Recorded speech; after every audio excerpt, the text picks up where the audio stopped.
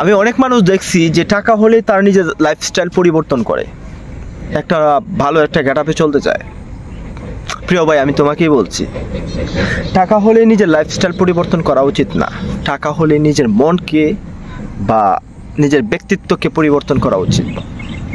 আল্লাহ তাআলা তোমাকে টাকা দিয়েছে, কিন্তু এটা মনে রেখো যে সত্তা তোমাকে টাকা দিয়েছে সেই সত্তা কিন্তু তোমার কাছ থেকে টাকা নিয়েও যেতে পারে। তাই মানুষকে ভালোবাসো, মানুষের জন্য কিছু করো। হয়তো তুমি একদিন আর থাকবে না, 50 বছর, 60 বছর, 20 বছর, আরও বাড়তে পারে, কিন্তু মনে রাখবে তুমি মাটি থেকে এসেছিলে, এই মাটি থেকেই নিঃস্ব হয়ে যাবে। তাই অহংকার নয়, মানুষকে ভালোবাসো, মানুষের পাশে থাকো, তাহলেই দেখবে একদিন মানুষ মনে রাখবে। আর না হলে মানুষ তোমাকে ঘৃণা করে যাবে। হয়তো তুমি টাকার পাহাড় করতে পারবা, কিন্তু মানুষের ভালোবাসা কখনো পাবা না।